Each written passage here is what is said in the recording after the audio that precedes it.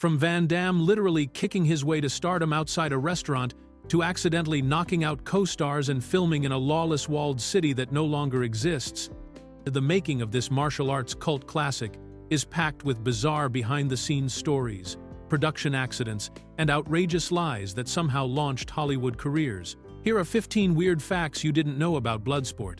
Fact 1. Van Damme's restaurant kick audition. Before Jean-Claude Van Damme became the muscles from Brussels, he was a struggling waiter in Los Angeles, desperately trying to break into Hollywood with nothing but his martial arts skills and an unshakable belief in himself. The Belgian fighter had moved to America in the early 1980s with dreams of movie stardom, but found himself working a series of menial jobs including delivering pizzas, driving a limousine, and serving tables at restaurants while waiting for his big break. What happened next sounds like something straight out of a movie script, but it's exactly how Van Damme landed his career-defining role in Bloodsport. One evening while working as a waiter, Van Damme spotted Menahem Golan, the co-owner of Cannon Films, finishing dinner and preparing to leave the restaurant. Without hesitation, the young martial artist saw his chance and decided to make the boldest audition of his life. As Golan walked toward his car with two Asian film buyers, Van Damme approached the group and executed a perfect high roundhouse kick that sailed just inches over the producer's head, demonstrating his incredible flexibility and control without spilling a single drop from the bowl of soup he was carrying in his hands. While Golan himself wasn't particularly impressed by this unexpected display of martial arts prowess, the Asian businessmen dining with him were absolutely amazed by Van Damme's athletic ability and precision. Recognizing their enthusiasm, Golan handed the young fighter his business card and agreed to meet with him weeks later. During that subsequent meeting, Van Damme performed his trademark split while balancing on two chairs, though Golan initially dismissed him by pointing to posters of established action stars like Michael Dudikoff and Chuck Norris, telling Van Damme he would never be a movie star. However, when a friend mentioned that Van Damme had just worked on Predator with Arnold Schwarzenegger, Golan's interest was piqued enough to offer him the lead role in Bloodsport for $25,000. Fact 2. Predator sabotage theory. One of the most controversial stories in Jean-Claude Van Damme's early career involves his mysterious departure from the 1987 science fiction classic Predator, and some insiders believe he orchestrated his own firing to escape the project. Van Damme had been cast as the original Predator creature, but the role required him to wear an incredibly restrictive rubber suit in the sweltering heat and humidity of the Mexican jungle locations where the film was being shot. The costume was not only visually problematic, but also physically torturous, causing Van Damme to pass out from dehydration on multiple occasions during filming. According to various crew members who worked on the production, Van Damme became increasingly difficult and confrontational as he realized how limiting the role would be for his career aspirations. The theory suggests that when Van Damme learned his Bloodsport project had been greenlit by Cannon Films, he deliberately began sabotaging his performance on Predator to force the producers to release him from his contract. Actor Bill Duke, who played Mac in the film, recalled that producer Joel Silver warned Van Damme after he passed out twice, telling him that if he collapsed one more time, he would be fired from the production. The most explosive part of this alleged sabotage occurred during a heated confrontation with Silver himself. Visual effects supervisor Joel Hynek claimed he witnessed the moment when Silver called Van Damme into his trailer to discuss the actor's insistence on incorporating kickboxing moves into the Predator's fighting style. When Silver firmly told Van Damme that the Predator was not a kickboxer, the frustrated actor reportedly responded by saying the Predator should use martial arts because that's how he envisioned the character. Silver's response was swift and final, telling Van Damme he was fired and to get off the set, to which Van Damme allegedly replied, "Kiss my balls," before walking out and never returning to the production. Fact 3. Real knockout made the cut. During the filming of one of Bloodsport's most memorable fight sequences, Jean-Claude Van Damme accidentally delivered a genuine knockout punch that was so perfectly captured on camera that the directors decided to include the real moment of impact in the final cut of the movie. The victim of this unintentional assault was Bernard Mariano, a Hong Kong-born actor of Filipino descent who played the character Sadiq Hossein, one of Frank Dux's opponents in the underground martial arts tournament that serves as the film's central competition. Mariano had never intended to become an actor, and only agreed to participate in Bloodsport because he desperately needed money to pay for his university tuition at the University of Hong Kong, where he was studying English literature and history. A producer had spotted the physically fit young man working out at a gym in Wan Chai and offered him the role, which paid 1,000 Hong Kong dollars per day during the 1987 filming period. The fight scene in question was carefully choreographed, with Mariano supposed to tap Vandam on the shoulder to signal him for a reverse elbow strike that would send Mariano falling backward in a controlled stunt. However, when the cameras rolled for the first take, Vandam moved much faster than they had rehearsed during practice sessions. Mariano's hand was still resting on Vandam's shoulder when the martial artist spun around and caught him full force on the jaw with a devastating elbow strike that split his lip and knocked him completely unconscious. The impact was so severe that Mariano had to be rushed to the hospital, where doctors gave him 7 stitches to close the wound. Rather than reshoot the scene, the filmmakers were so impressed with how authentic and brutal the knockout looked that they kept the footage in the movie, and viewers can clearly see the moment when Vandam's elbow makes contact with Mariano's face before the camera quickly cuts away to show the aftermath. Fact 4. Filmed in lawless Kowloon walled city, Bloodsport holds the unique distinction of being one of the very last films ever shot inside Hong Kong's notorious Kowloon walled city, an extraordinary urban enclave that existed outside the normal boundaries of law and government control for nearly a century before its demolition in 1994. This densely packed settlement, which originally began as an imperial Chinese military fort dating back almost 800 years to the Song dynasty, had evolved into something resembling a lawless city-state where roughly 35,000 residents lived crammed into just 2.5 hectares of land, creating one of the most densely populated places on Earth.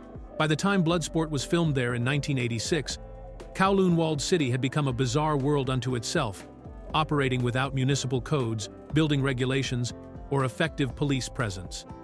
The enclave was dominated by Chinese criminal organizations known as triads, who controlled much of the illegal activity that flourished within its narrow alleyways and towering makeshift buildings. However, despite its reputation for crime and chaos, the walled city was also home to legitimate businesses, schools, and families, along with various human rights groups and charitable organizations that created a strange balance between criminal enterprise and ordinary community life. The filmmakers chose to shoot several key scenes within this unique environment, particularly the sequences showing the underground martial arts tournament that serves as the movie's central setting. The maze-like network of narrow corridors, cramped living spaces, and hidden chambers provided the perfect backdrop for depicting a secret fighting competition that existed outside the reach of normal law enforcement. When the walled city was finally torn down in the early 1990s and replaced with a memorial park in 1995, Bloodsport became an inadvertent historical document, preserving footage of a completely unique urban environment that no longer exists anywhere in the world. Fact 5. Longest flashback in cinema history. Bloodsport contains what was reportedly the single longest flashback sequence in any film ever made at the time of its release, with Frank Dux's childhood training montage running for just shy of 11 minutes of uninterrupted screen time. This extended sequence serves as the emotional and narrative foundation for the entire movie, taking viewers deep into the protagonist's past to explain how an American boy came to master the ancient Japanese martial art of ninjutsu under the guidance of his mentor Senzo Tanaka. The flashback begins when the adult Frank Dux visits his dying sensei and recalls the pivotal moments that shaped his martial arts journey, starting from his teenage years when he and his friends attempted to steal a katana from the Tanaka family home. Rather than simply showing a few brief clips of training sessions, the filmmakers committed to telling this origin story in exhaustive detail, following young Frank through years of intensive physical and mental conditioning that transformed him from a curious American teenager into a disciplined warrior, worthy of representing the Tanaka clan in the underground Kumite tournament. Throughout this marathon flashback sequence, viewers witness Frank's friendship with Shingo Tanaka, the sensei's son who was originally destined to compete in the Kumite before his tragic death in an automobile accident. The extended training montage shows Frank learning to control pain, fight while blindfolded, meditate with complete focus, and master the deadly dim-mak technique that would later prove crucial in the tournament scenes. This lengthy departure from the main storyline was considered highly unusual for an action movie of the 1980s, when most films preferred to keep exposition brief and jump quickly into the fighting sequences that audiences expected. The decision to dedicate such an enormous portion of the movie's 92-minute runtime to backstory demonstrates the filmmaker's commitment to establishing Frank Dux as more than just another tournament fighter, but as someone whose martial arts mastery was earned through years of dedicated study and personal sacrifice. Fact 6. First American film in Hong Kong. Since 1969, when Bloodsport began principal photography on October 17, 1986, it marked a significant milestone in international filmmaking by becoming the first American feature film to be shot entirely on location in Hong Kong since 1969, representing a nearly two-decade gap in major Hollywood productions filmed in the bustling Asian territory. This extended absence of American movie productions was particularly notable given Hong Kong's status as a major international hub and its vibrant local film industry, which had been producing acclaimed martial arts movies and crime dramas throughout the 70s and early 80s. The decision to film Bloodsport in Hong Kong wasn't made purely for historical significance, but rather stemmed from very practical, creative, and financial considerations that made perfect sense for the story the filmmakers wanted to tell.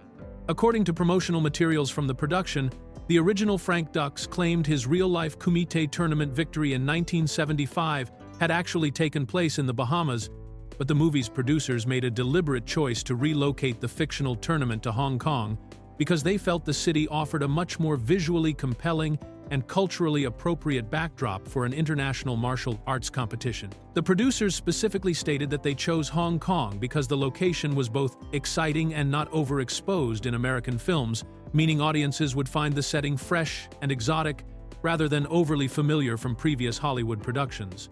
This decision proved to be inspired, as Hong Kong's unique blend of Eastern and Western influences, combined with its crowded urban landscape and neon-lit streets, provided the perfect atmosphere for depicting an underground fighting tournament that operated outside the boundaries of normal society.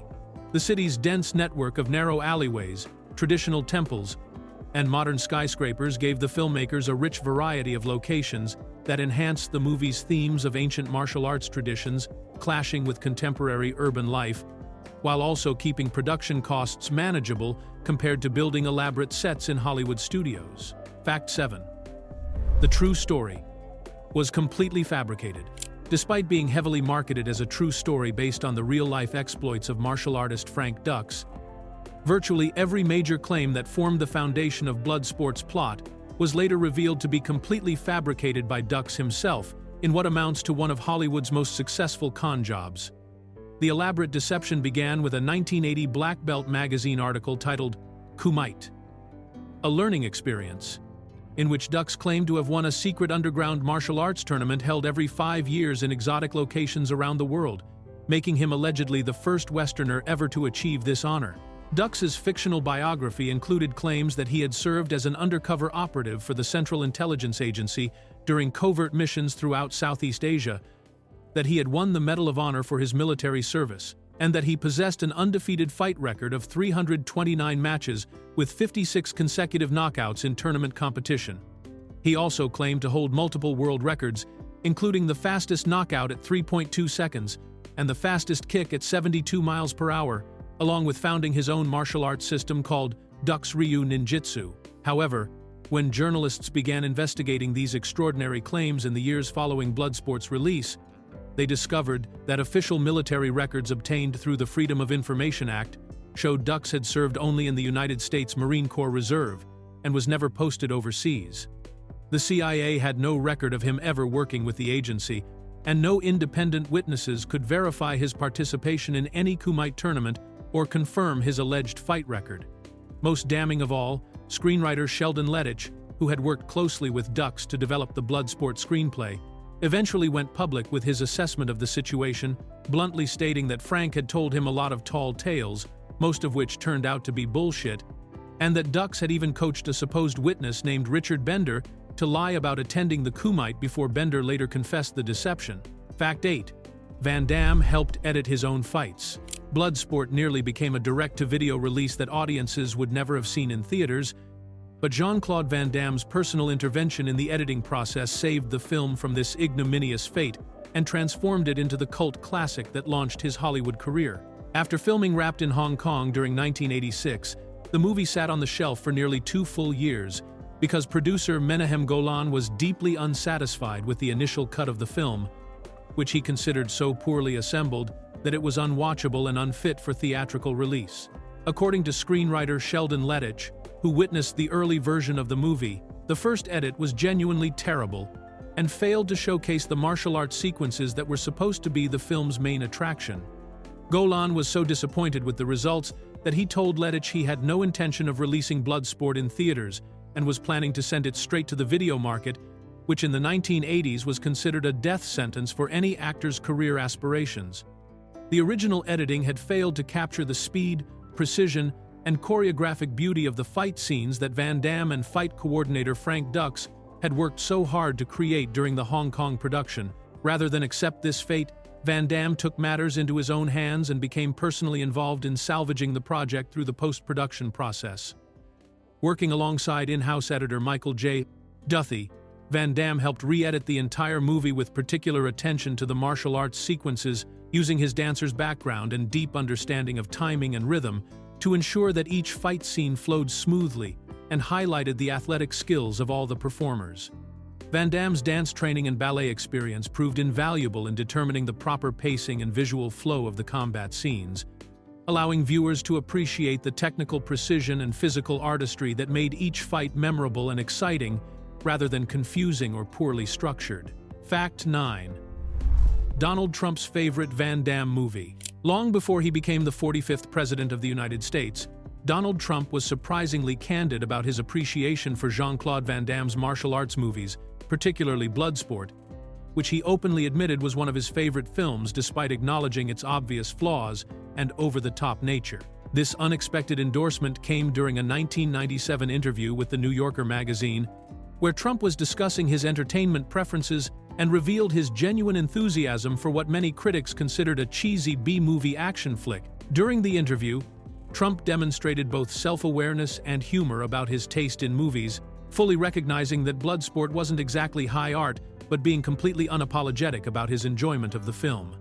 He specifically described the movie as ridiculous, showing that he understood perfectly well that it wasn't a sophisticated piece of cinema, but he also made it clear that this didn't diminish his appreciation for what Van Damme and the filmmakers had accomplished. Trump's exact words captured his conflicted but genuine feelings about the movie, as he told the interviewer to admit they were laughing, and acknowledged that while people might want to write about Donald Trump loving this ridiculous Jean-Claude Van Damme movie, he challenged them to be honest about whether they were loving it too. This candid admission revealed an interesting side of Trump's personality that showed he could appreciate entertainment purely for its fun factor rather than its critical acclaim or cultural prestige. His willingness to publicly praise a low-budget martial arts movie demonstrated that he wasn't concerned about appearing sophisticated or highbrow when it came to his personal entertainment choices. The fact that he specifically singled out Bloodsport among Van Damme's extensive filmography suggests that he found something particularly appealing about the tournament fighting format, the underdog story, or perhaps Van Damme's charismatic performance as Frank Dux, that resonated with him on a personal level. Fact 10. Johnny Cage was Van Damme. One of the most famous video game characters of all time, was directly modeled after Jean-Claude Van Damme's performance in Bloodsport, creating a lasting tribute to the film that has appeared in dozens of games over more than 3 decades. Johnny Cage, the cocky Hollywood actor character from the Mortal Kombat fighting game series, was conceived by game creators Ed Boon and John Tobias as an unmistakable homage to Van Damme's Frank Dux character, incorporating numerous specific details that make the connection impossible to miss for anyone familiar with the movie. The similarities between Johnny Cage and Van Damme's Bloodsport character extend far beyond simple inspiration and venture into direct copying of distinctive visual and fighting elements. Most obviously, both characters share the same initials of JC, which the game designers deliberately chose to mirror Jean-Claude Van Damme's own name, creating a clear link between the fictional fighter and the real martial artist who portrayed Frank Dux. The character's signature special move is a devastating split punch that involves dropping into a full split position and delivering an uppercut to the opponent's groin, which is taken directly from one of the most memorable fight scenes in Bloodsport, where Van Damme uses this exact technique against the massive sumo wrestler character Pumola. Even Johnny Cage's costume design was lifted wholesale from Van Damme's appearance in the movie, featuring the identical combination of black martial arts pants, a red sash tied around the waist, and no shirt to show off the character's muscular physique. The game developers originally wanted to create an official Van Damme video game and approached the actor about licensing his likeness, but when those negotiations fell through, they simply created Johnny Cage as a thinly disguised substitute that captured all the essential elements of Van Damme's screen persona. This homage proved so successful that Johnny Cage became one of Mortal Kombat's most popular and enduring characters, appearing in virtually every game in the series and introducing Van Damme's fighting style to countless players who might never have seen Bloodsport. Fact 11. 3-month death training regimen. In one of the most ironic twists in Hollywood preparation history, Jean-Claude Van Damme, who was already a world championship kickboxer with an impressive 18 wins and only 1 loss in professional competition, was told by Frank Dux that he wasn't nearly in good enough physical condition to portray himself in Bloodsport and needed to undergo intensive conditioning before filming could begin. Dux, who served as both the inspiration for the main character and the film's fight coordinator, took one look at Van Damme's physique and fighting abilities and declared that the Belgian martial artist was simply too out of shape to handle the demanding physical requirements of the role. This assessment came as a shock to Van Damme, who had dedicated his entire life to martial arts training and had achieved genuine championship status in kickboxing competition, making him one of the most skilled fighters in the world at the time. However, Dux insisted that movie fighting required a completely different type of conditioning than tournament competition, and he designed a punishing 3-month training program that would push Van Damme's body and mind to their absolute limits in preparation for the grueling filming schedule that lay ahead. The training regimen that Dux put Van Damme through was so intense and comprehensive that it became legendary among the cast and crew who witnessed it firsthand during the pre-production period. Van Damme later described this preparation as the hardest training of his life, which was a remarkable statement coming from someone who had already spent years conditioning his body for professional fighting and had experienced the brutal physical demands of competitive martial arts at the highest levels. The program apparently focused not just on physical conditioning, but also on the specific techniques and fighting styles that would be required for the various tournament opponents that Frank Dux would face during the Kumite Tate competition, ensuring that Van Damme could convincingly portray a fighter capable of defeating martial artists from around the world using different combat disciplines and strategies. Fact 12. Soundtrack Grammy nomination mix-up. The Bloodsport soundtrack created one of the most confusing situations in Grammy nomination history when the wrong singer received recognition for performing what became some of the most beloved songs in 1980s action movie history. Stan Bush, who was already famous for singing The Touch in the 1986 Transformers animated movie, was hired to perform 2 original songs for Bloodsport called Fight to Survive and On My Own, which appear prominently during key emotional moments in the film and have since become iconic anthems associated with the movie. However, when it came time to release the official soundtrack album, the record company made the unusual decision to replace Stan Bush's original film versions with completely new recordings sung by a different artist named Paul Delph, who re-recorded both songs with his own vocal interpretations. This substitution meant that movie audiences heard Stan Bush singing these memorable tracks during the actual film, but anyone who purchased the soundtrack album would hear Paul Delph's alternate versions instead, creating a disconnect between the movie experience and the commercial music release. The situation became even more bizarre when Paul Delph received a Grammy nomination for his work on these replacement recordings, essentially getting recognized for covering songs that Stan Bush had originally performed for the film itself. This meant that Delph was nominated for singing alternate versions of songs that most fans associated with Bush's performances in the actual movie, leading to confusion about who had actually created these beloved tracks. The mix-up wasn't resolved until much later when Perseverance Records released a limited edition compact disc in 2007 that included Stan Bush's original film versions for the first time, allowing fans to finally hear the actual performances they remembered from watching Bloodsport. The complete soundtrack featuring both versions was eventually released on picture discs by Waxwork Records in 2021, finally giving both singers proper credit for their contributions to the film's musical legacy. Fact 13. Van Damme lost Razzie to Ronald McDonald.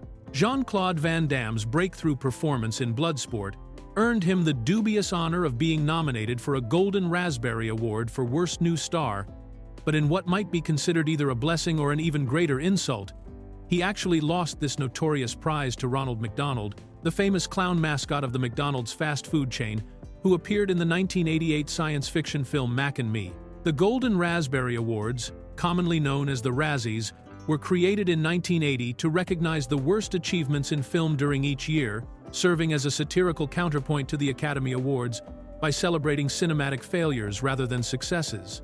The fact that Van Damme was nominated in the Worst New Star category alongside a fictional corporate mascot speaks to how poorly Bloodsport was initially received by critics, who generally dismissed the film as a cliché and poorly acted exercise in low-budget action movie recycling. However, the nomination also placed Van Damme in the somewhat surreal position of competing for an award recognizing bad acting against a character who wasn't even played by a traditional actor, but rather by performers in costume portraying a marketing symbol created to sell hamburgers and French fries to children. Mac and Me was widely regarded as one of the worst films ever made, essentially functioning as an extended commercial for McDonald's restaurants, disguised as a family-friendly alien adventure movie in the style of E.T. the Extraterrestrial. The film featured numerous scenes set in McDonald's locations and prominently displayed the restaurant chain's branding throughout the story, making Ronald McDonald's Razzie victory somewhat predictable given the shameless product placement that dominated the entire production. For Van Damme, losing this particular award might have actually been a positive outcome, as it meant that even the Razzie voters recognized that his performance, while perhaps not Oscar-worthy, wasn't quite as egregious as a 90-minute McDonald's advertisement masquerading as legitimate entertainment. Fact 14, 25, 0 to 600, 0 in 3 years. Jean-Claude Van Damme's meteoric rise from desperate unknown actor to major Hollywood action star is perfectly illustrated by the astronomical salary increase he achieved in just 3 short years following his breakthrough role in Bloodsport. When Van Damme first secured the lead role after his famous restaurant kick audition, producer Menahem Golan paid him a mere $25,000 for his performance, which was an extremely modest sum even by 1980s standards for a leading man in a feature film, reflecting Golan's initial lack of faith in the Belgian martial artist's commercial appeal and star potential.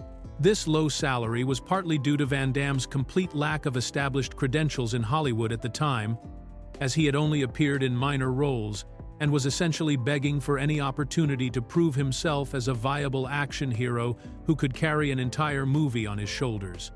Golan famously told Van Damme during their first meeting that established stars like Michael Dudikoff and Chuck Norris were real movie stars, while Van Damme would never achieve that level of success, making the producer's willingness to pay him even $25,000 seem almost generous given his skeptical attitude toward the unknown performer. However, Bloodsport's unexpected commercial success completely transformed Van Damme's market value and negotiating power within the entertainment industry. By 1991, just 3 years after Bloodsport's release, Van Damme was commanding $600,000 per film for movies like Black Eagle, Kickboxer, and Death Warrant, representing an incredible salary increase of 2,400% in a remarkably short period of time. This dramatic financial leap demonstrated how quickly a single successful film could elevate an unknown performer to major star status in Hollywood's action movie market, turning Van Damme from a struggling waiter who had to perform martial arts demonstrations in restaurants into one of the highest-paid action stars of the early 1990s, eventually earning him roles in big-budget productions alongside established stars like Arnold Schwarzenegger. Fact 15. Movie was almost never released. Bloodsport came within a hair's breadth of never reaching movie theaters at all, as producer Menahem Golan was so disappointed with the finished film that he initially planned to bypass theatrical distribution entirely and send it straight to the video rental market, which in the 1980s was considered the kiss of death for any actor's career ambitions. After watching the completed movie, Golan concluded that Bloodsport was simply too poorly made to warrant a proper theatrical release, and told screenwriter Sheldon Lettich that the film was terrible and would go directly to video stores without ever appearing in cinemas across the country. This decision would have been catastrophic for Van Damme's Hollywood prospects, as direct-to-video releases carried a significant stigma that made it nearly impossible for actors to transition into bigger-budget theatrical productions, effectively trapping performers in the low-budget market for the remainder of their careers. However, rather than immediately consigning Bloodsport to video obscurity, Golan decided to test the waters by giving the film an extremely limited theatrical release on just a handful of screens in Los Angeles to gauge audience reaction before making his final distribution decision. The results of this limited test release completely shocked Golan and changed the entire trajectory of the film's commercial fate. Bloodsport performed exceptionally well during its brief Los Angeles run, earning an impressive $9,000 per screen during its opening weekend, which represented outstanding numbers that far exceeded industry expectations for a low-budget martial arts movie starring an unknown Belgian actor. These surprisingly strong per-screen averages convinced Golan that he had seriously underestimated the film's commercial appeal and audience demand for Vandam's particular brand of athletic martial arts action.